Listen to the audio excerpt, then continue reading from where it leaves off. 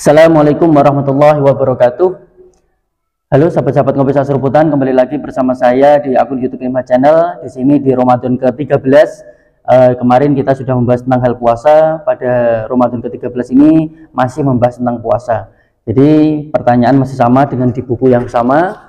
Di buku ini yang dirangkum oleh Profesor Ki Haji Muhammad Syafi'i Abdul Karim. Pertanyaannya ini masih seputar hal puasa, yaitu pertanyaan dari Bapak Karyanto. Pertanyaan dari Bapak Karyanto, Blimbing, Jombang. Pertanyaannya, orang mandi yang sedang berpuasa, telinganya tidak boleh kemasukan air. Apakah batal puasanya?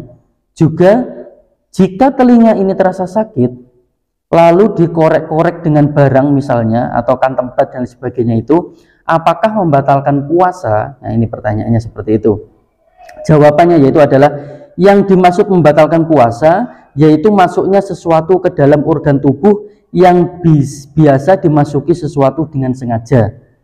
Mengorek-ngorek telinga untuk menghilangkan rasa gatal sama sekali tidak membatalkan puasa, dan bukan berarti memasukkan sesuatu benda ke dalam rongga tubuh, maka hukum puasanya tidak batal sama sekali. Jadi kalau kemasukan air saat mandi itu kan tidak ada kesengajaan, jadi di situ tidak tidak membatalkan puasa. Atau saat kuping telinga kita gatal terus kita korek-korek dengan tempat dan sebagainya, itu juga tidak membatalkan karena tidak memasukkan sesuatu ke dalam rongga, ya, ke dalam rongga tubuh seperti itu. Nah, yang membatalkan puasa kan jelas.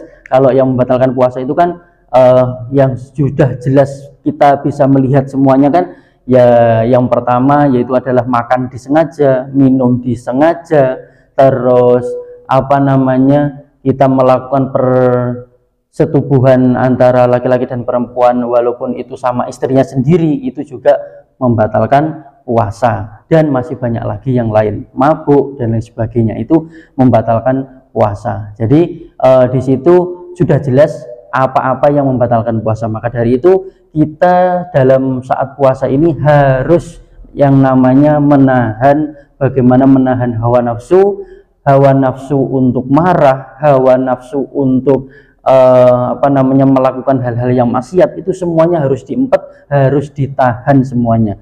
Karena kita puasa kalau masih melakukan maksiat dan sebagainya, berarti kita puasanya hanya mendapatkan lapar dan haus saja. Maka dari itu bareng-bareng saya pun juga masih belajar untuk bareng-bareng memperbaiki diri, karena belum sempurna sama sekali.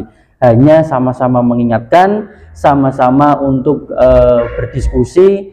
Saya juga masih banyak belajar, ilmunya juga masih sedikit, jadi kita sama-sama. Maka dari itu saat kita puasa benar-benar kita harus menahan diri semuanya bagaimanapun keadaannya. Jadi kita harus menahan hawa nafsu apapun, nafsu yang buruk itu kita harus ditahan semuanya, agar puasa kita bisa tenang, puasa kita bisa diterima oleh Allah SWT, dan puasa kita itu bisa diridhoi oleh Allah SWT. Seperti itu. Jadi kalau kita puasa, yuk bareng-bareng kita melakukan hal-hal yang positif seperti mengaji, tadarus Al-Quran, terus melakukan hal-hal yang bermanfaat, terus melakukan berbanyak zikir, sholat dan lain sebagainya. Itu sholat sunnah dan taraweh, terus tahajud dan lain sebagainya. Jadi mari kita perbanyak hal yang positif, hal yang baik di dalam puasa, agar puasa kita bisa lancar 1 bulan penuh dan tidak ada halangan suatu apapun. Seperti itu. Terima kasih. Apa yang sudah saya sampaikan ini, jika ada kesalahan, ada kekurangan, mohon dimaafkan. Jika ada kekeliruan apa yang saya sampaikan, silahkan tulis di kolom komentar di bawah ini. Terima kasih. Sekian, wallahul muwaffiq ila aqwamit thoriq. Wassalamualaikum warahmatullahi wabarakatuh.